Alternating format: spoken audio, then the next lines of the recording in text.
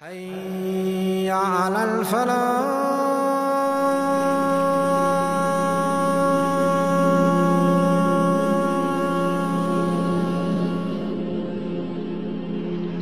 Now Ibrahim alayhi salam at this point is very old man. He's around the age of 100 years old. And he has a child from his wife Hajar.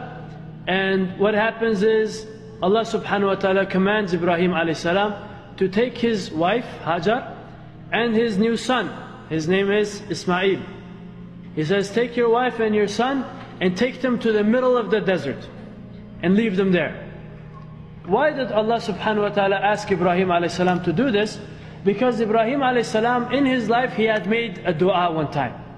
He said, my life, my death, my prayers and my sacrifice, all of it is for Allah. Whatever Allah wants me to give, I give it. When you make this claim with Allah subhanahu wa ta'ala, know that Allah is going to test you. So now Ibrahim alayhi salam has a son. He wanted to have a son for a long time. His wife Sarah, she couldn't give him a son. And now Hajar has a son. Sarah is feeling a little jealous.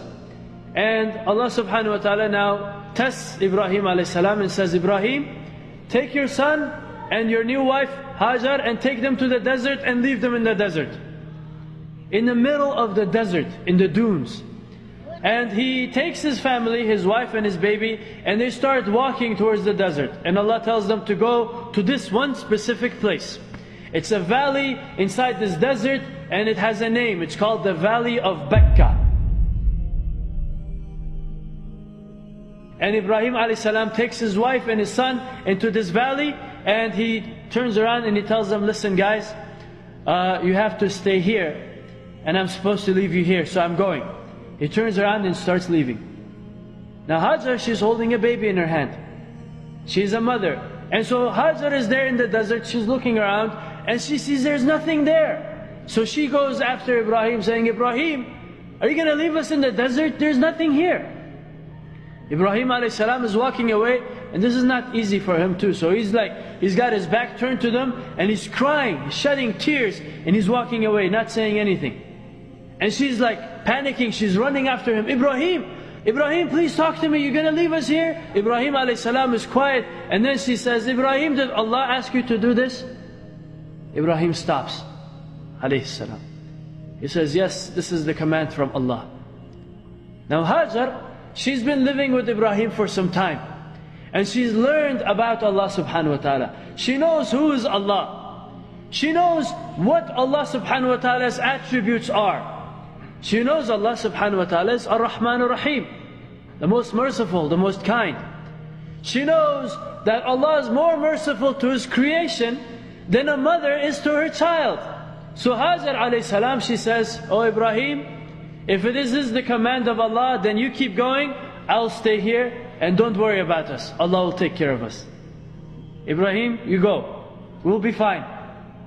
Hajar alayhi salam is there with her baby and she has some dates Ibrahim left them with and she has some water Ibrahim left them with and she starts eating the dates and drinking the water and feeding the baby. 1 day passes, 2 days pass, the dates run out and the water runs out. And now she's getting hungry. And she's watching her baby son, Ismael, also get hungry. So Ismael starts to cry. And he's starting to bite his fists and all of these things. And Hajar is getting hungry and she's realizing her milk is out. And she can't feed the baby. And there's nowhere any water or anything. So she's getting scared. So she starts getting panicky and and also when you don't have water and food for a long time, your brain stops working the way it's supposed to work.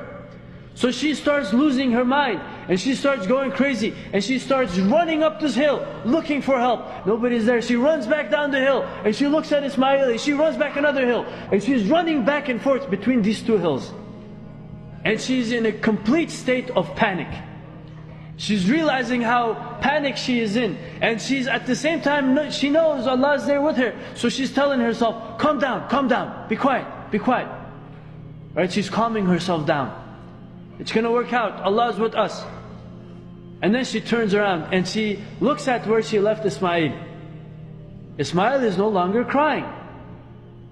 the grief and sadness and everything takes over her, and her eyes are rolling with tears, and she runs towards Ismael and says, "What happened?" And she comes down and she finds that there is an angel standing over Ismail alayhi salam. And the angel lifts something up and hits the ground. It's the part of the ground where the heel of Ismail alayhi salam hits the ground, and water gushes out. And Hajar is shocked. He's sleeping and he's full, and his thirst is quenched, and water is gushing out from the ground. And she realizes this came from Allah subhanahu wa ta'ala.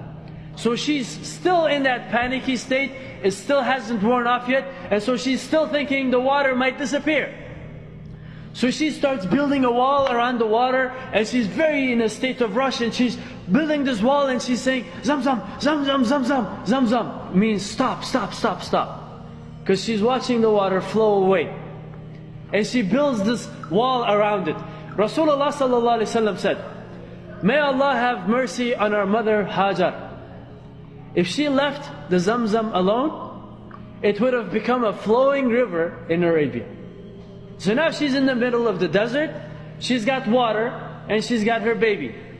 What do you need to survive? Food. Can you survive with just water? Suddenly birds starts hovering around this water. Why? Because there's water. And in the distance far away, there's a caravan, lots of camels traveling with people. And they're coming from a place in Yemen, a town called Jurhum. And this is a tribe of Arabs. These are the original Arabs. Ibrahim alayhi salam, was he an Arab? No. No. Is Hajar Arab? No. No, she's from Egypt. What about Ismail? Is Ismail Arab? Yeah. No, he's a combination of Iraq and Egypt. Now, the original Arabs, the Jurhum Arabs, now there's a caravan traveling, and they see in the distance the birds. They say, "Wait a second, we've been traveling through this road for hundreds of years. Our ancestors have been traveling through these roads.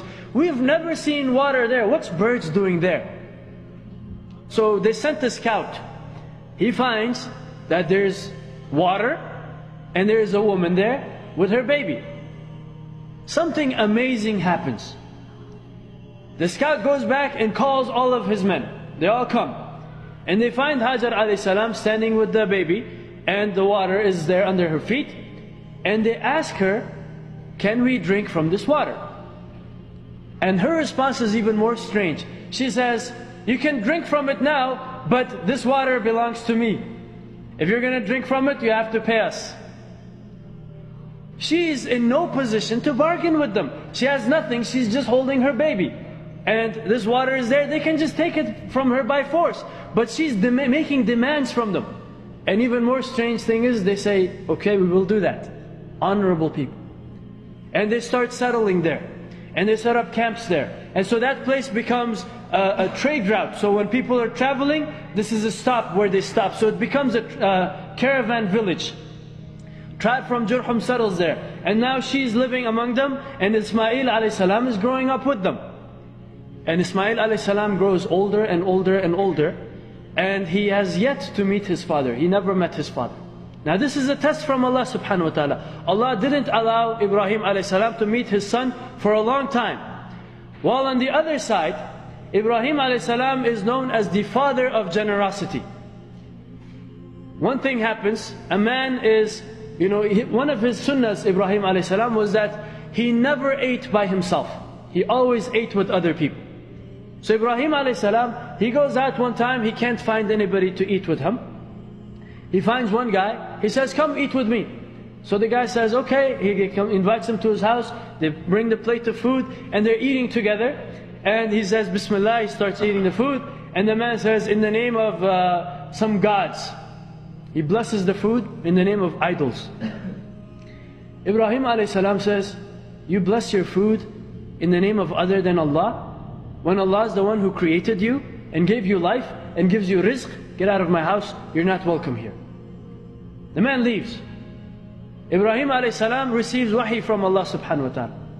Allah says, "Oh Ibrahim, that servant of mine has been doing shirk with me for 40 years. For 40 years he's been worshipping other than me, and I have been providing for him without without limiting his rizq. You couldn't stand his shirk for one day. Ibrahim ﷺ feels bad about this. He goes out and he apologizes to the man and he says, please no, come back, eat with me. It's okay, I made a mistake. The man says, you were so adamant about your beliefs, what happened? He says, well, I got wahi and Allah subhanahu wa ta'ala said this. And the man becomes Muslim. Right? So we learn from Ibrahim ﷺ that you have to extend hospitality and generosity not just to Muslims, to all of humanity.